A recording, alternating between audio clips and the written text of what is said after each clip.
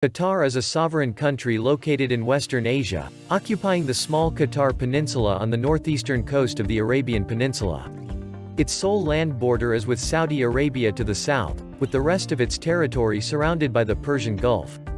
A strait in the Persian Gulf separates Qatar from the nearby island country of Bahrain, as well as sharing maritime borders with the United Arab Emirates and Iran. Following Ottoman rule, Qatar became a British protectorate in the early 20th century until gaining independence in 1971. Qatar has been ruled by the House of Thani since the early 19th century. Sheikh Jassim bin Mohammed Al Thani was the founder of the State of Qatar. Qatar is a hereditary monarchy and its head of state is Emir Sheikh Tamim bin Hamad Al Thani.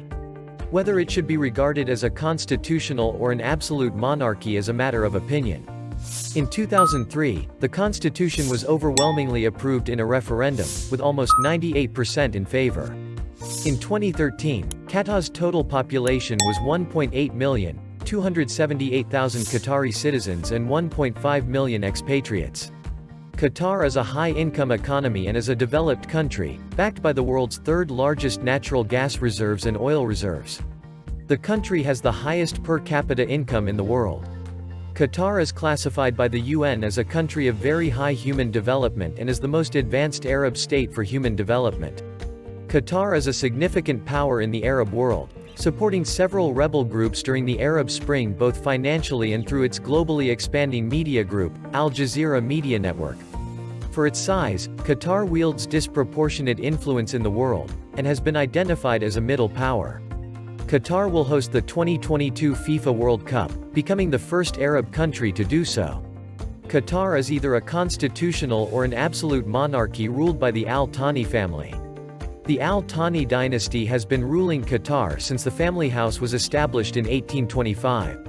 In 2003, Qatar adopted a constitution that provided for the direct election of 30 of the 45 members of the Legislative Council. The constitution was overwhelmingly approved in a referendum, with almost 98% in favor.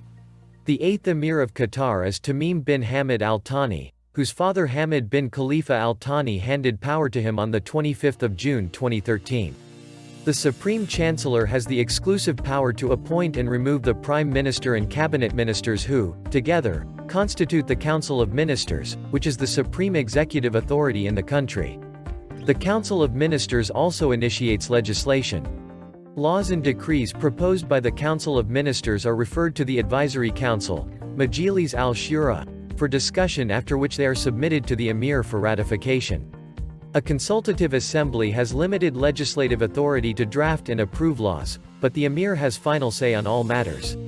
The current council is composed entirely of members appointed by the Emir, as no legislative elections have been held since 1970 when there were partial elections to the body. Legislative elections are expected to be held in 2016. Qatari law does not permit the establishment of political bodies or trade unions. Human rights. According to the U.S. State Department, expatriate workers from nations throughout Asia and parts of Africa voluntarily migrate to Qatar as low-skilled laborers or domestic servants, but some subsequently face conditions indicative of involuntary servitude. Some of the more common labor rights violations include beatings, withholding of payment, charging workers for benefits for which the employer is responsible, restrictions on freedom of movement, such as the confiscation of passports, travel documents, or exit permits, arbitrary detention, threats of legal action, and sexual assault. Many migrant workers arriving for work in Qatar have paid exorbitant fees to recruiters in their home countries. As of 2014, update, certain provisions of the Qatari Criminal Code allows punishments such as flogging and stoning to be imposed as criminal sanctions. The UN Committee Against Torture found that these practices constituted a breach of the obligations imposed by the UN Convention Against Torture. Qatar retains the death penalty, mainly for threats against national security. Use of the death penalty is rare and no state executions have taken place in Qatar since 2003. Under the provisions of Qatar's sponsorship law, sponsors have the unilateral power to cancel workers' residency permits, deny workers' ability to change employers, report a worker as absconded to police authorities, and deny permission to leave the country. As a result, sponsors may restrict workers' movements and workers may be afraid to report abuses or claim their rights. According to the ITUC, the visa sponsorship system allows the exaction of forced labor by making it difficult for a migrant worker to leave an abusive employer or travel overseas without permission. Qatar also does not maintain wage standards for its immigrant laborers. Qatar commissioned international law firm DLA Piper to produce a report investigating the immigrant labor system. In May 2014, DLA Piper released over 60 recommendations for reforming the kafala system, including the abolition of exit visas and the introduction of a minimum wage, which Qatar has pledged to implement. In May 2012, Qatari officials declared their intention to allow the establishment of an independent trade union. Qatar also announced it will scrap its sponsor system for foreign labor, which requires that all foreign workers be sponsored by local employers. Additional changes to labor laws include a provision guaranteeing that all workers' salaries are paid directly into their bank accounts and new restrictions on working outdoors in the hottest hours during the summer. New draft legislation announced in early 2015 mandates that companies that fail to pay workers' wages on time could temporarily lose their ability to hire more employees. In October 2015, Qatar's emir signed into law new reforms to the country's sponsorship system, with the new law taking effect within 1 year. Critics claim that the changes could fail to address some labor rights issues.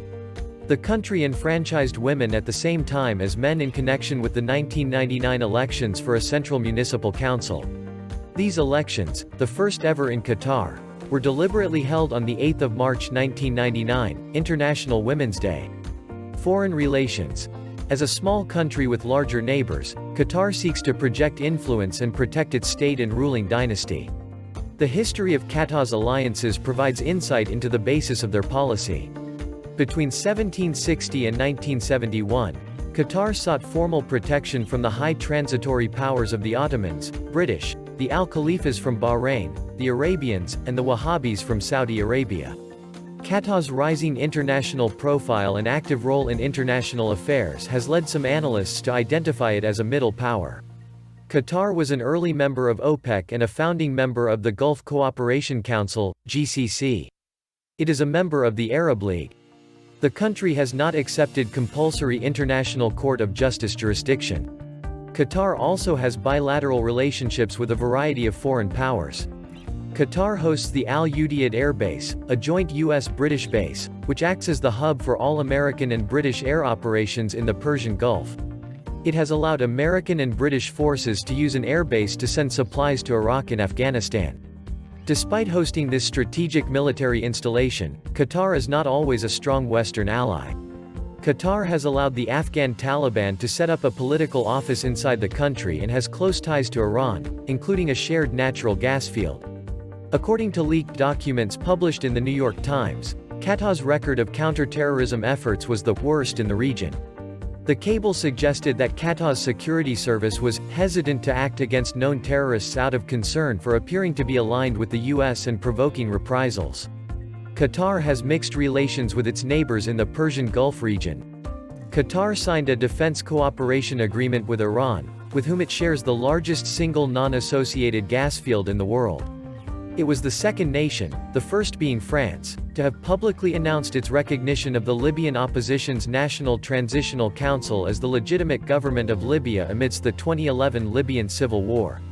In 2014, Qatar's relations with Bahrain, Saudi Arabia, and the United Arab Emirates came to a boiling point over Qatar's support for the Muslim Brotherhood and extremist groups in Syria. This culminated in the three aforementioned countries withdrawing their ambassadors from Qatar in March 2014. When the ambassadors withdrew, the GCC was reportedly on the verge of a crisis linked to the emergence of distinct political blocs with conflicting interests. Saudi Arabia, the UAE and Bahrain were engaged in a political struggle with Qatar, while Oman and Kuwait represent a non-aligned bloc within the GCC. Relations between the countries improved after the Gulf Cooperation Council, GCC, announced Bahrain, Saudi Arabia, and the UAE returned their diplomats to Qatar. Islam Hassan, a researcher in Persian Gulf studies at Qatar University, claims that, with the resolution of the GCC crisis, Qatar reached a new level of political maturity. He goes on to assert that Qatar managed to bring an end to the crisis without changing any of its foreign policy principles or abandoning its allies. In recent years, Qatar has been using Islamist militants in a number of countries including Egypt, Syria, Libya, Somalia and Mali to further its foreign policy. Courting Islamists from the Muslim Brotherhood to Salafist groups has served as a power amplifier for the country, as it believes since the beginning of the Arab Spring that these groups represented the wave of the future. David Cohen, the Under-Secretary for Terrorism and Financial Intelligence at the U.S. Treasury, said that Qatar is a permissive jurisdiction for terrorist financing. There is evidence that these groups supported by Qatar include the hardline Islamic militant groups active in northern Syria. As of 2015, update, Qatar, Saudi Arabia and Turkey are openly backing the Army of Conquest, an umbrella group of anti-government forces fighting in the Syrian civil war that reportedly includes an al-Qaeda-linked al-Nusra Front and another Salafi coalition known as Ahrar ash-Sham. Qatar supported the democratically elected President Mohamed Morsi with diplomatic support and the state-owned Al Jazeera network before he was deposed in a military coup. Qatar offered Egypt a $7.5 billion loan during the year he was in power. Qatar's alignment with Hamas, first reported in early 2012, has drawn criticism from Israel, the United States, Egypt and Saudi Arabia, who accuse Qatar of undermining regional stability by supporting Hamas. However, the foreign minister of Qatar has denied supporting Hamas, stating, "We do not support Hamas but we support the Palestinians." Following a peace agreement, Qatar pledged $1 billion in humanitarian aid to Gaza. Qatar has hosted academic, religious, political, and economic conferences. The 11th annual Doha Forum recently brought in key thinkers, professionals of various backgrounds, and political figures from all over the world to discuss democracy, media and information technology, free trade, and water security issues. In addition, the forum has featured the Middle East Economic Future Conference since 2006. In more recent times, Qatar has hosted peace talks between rival factions across the globe. Notable among these include the Darfur Agreement. The Doha Declaration is the basis of the peace process in Darfur and it has achieved significant gains on the ground for the African region. Notable achievements included the restoration of security and stability, progress made in construction and reconstruction processes, return of displaced residents and uniting of Darfur people to face challenges and push forward the peace process. Qatar donated £88.5 million in funds to finance recovery and reconstruction in Darfur. Military. The Qatar Armed Forces are the military forces of Qatar. The country maintains a modest military force of approximately 11,800 men, including an army, 8,500, navy, 1,800, and air force, 1,500. Qatar's defense expenditures accounted for approximately 4.2% of gross national product in 1993. Qatar has recently signed defense pacts with the United States and United Kingdom, as well as with France earlier in 1994. Qatar plays an active role in the collective defense efforts of the Gulf Cooperation Council. The other 5 members are Saudi Arabia, Kuwait, Bahrain, the UAE, and Oman. The presence of a large Qatari airbase, operated by the United States and several other UN nations, provides a guaranteed source of defense and national security. In 2008, Qatar spent $2.355 billion on military expenditures, 2.3% of the gross domestic product. Qatari special forces have been trained by France and other Western countries, and are believed to possess considerable skill. They also helped the Libyan rebels during the 2011 Battle of Tripoli. The Stockholm International Peace Research Institute, SIPRI, found that in 2010-14 Qatar was the 46th largest arms importer in the world. However, SIPRI writes, Qatar's plans to transform and significantly enlarge its armed forces have accelerated. Orders in 2013 for 62 tanks and 24 self-propelled guns from Germany were followed in 2014 by a number of other contracts, including 24 combat helicopters and 3 AEW aircraft from the USA, and 2 tanker aircraft from Spain. Qatar's military participated in Saudi Arabian-led intervention in Yemen against the Shia Houthis. In 2015, Al Jazeera America reported, numerous reports suggest that the Saudi-led coalition against opposition groups in Yemen has indiscriminately attacked civilians and used cluster bombs in civilian-populated areas, in violation of international law. Administrative divisions. Since 2004, Qatar has been divided into 7 municipalities, Arabic, Baladia, Madinat Shamal al-Khor Salal al-Dayan al-Rayyan Doha al-Wakra. For statistical purposes, the municipalities are further subdivided into 98 zones, as of 2010, update, which are in turn subdivided into blocks. Geography. Qatar is a peninsula, a strip of land sticking out into the sea. It is joined to Saudi Arabia to the south, and all the other sides of it are surrounded by the waters of the Arabian Gulf. Qatar is quite a small country and has an area of only 10,360 square kilometers. The peninsula is 160 kilometers long. Much of the country is a low, barren plain, covered with sand. The Jebel Duhan area has Qatar's main onshore oil deposits. The natural gas fields lie offshore, to the northwest of the peninsula. The capital of Qatar is Doha. Over 90% of the people live in Doha. The other large city is Al-Wakra. Government and politics. Qatar has an unelected, monarchic, emirate-type government. The position of emir is hereditary. The emir is the only one who can appoint and remove the prime minister and cabinet ministers. Together the ministers make up the Council of Ministers. They are the highest executive authority in the country. People and culture. People from Qatar are called Qataris. They are Arabs. The official language of Qatar is Arabic, but many people also speak English, especially when they are doing business. About 2 million people live in Qatar. However, about 88% of these are guest workers, people from another country who are living and working there for a short time, mostly coming from South Asia, Southeast Asia and other Arab countries. 545,000 are Indians, 400,000 Nepalis, 200,000 Filipinos among a lot of other nationalities. Nearly all of Qatar's economy comes from producing petroleum and natural gas. The currency of Qatar is called the Qatari Riyal. Almost all Qataris follow the religion of Islam. However, many of the guest workers follow other religions. Sport. Football is the most popular sport in Qatar, closely followed by cricket. The Qatar Under-20 national football team finished second in the 1981 FIFA World Youth Championship. The Asian Football Confederation's 2011 AFC Asian Cup finals were held in Qatar in January 2011.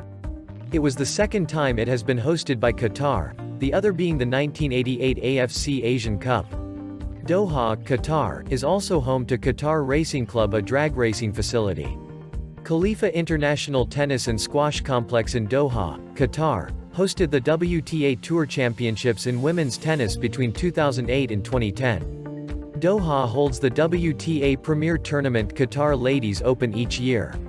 On the 2nd of December 2010, Qatar won their bid to host the 2022 FIFA World Cup. Nasser Al Attiyah of Qatar won the 2011 Dakar Rally and the Production World Rally Championship in 2006. In addition, he has also won gold medals at the 2002 Asian Games and 2010 Asian Games as part of the Qatari skeet shooting team. Since 2002, Qatar has hosted the yearly Tour of Qatar, a cycling race in 6 stages. Every February, riders are racing on the roads across Qatar's flat land for 6 days. Each stage covers a distance of more than 100 kilometers. You can subscribe to support our channel and turn on the notification bell to be notified of new videos.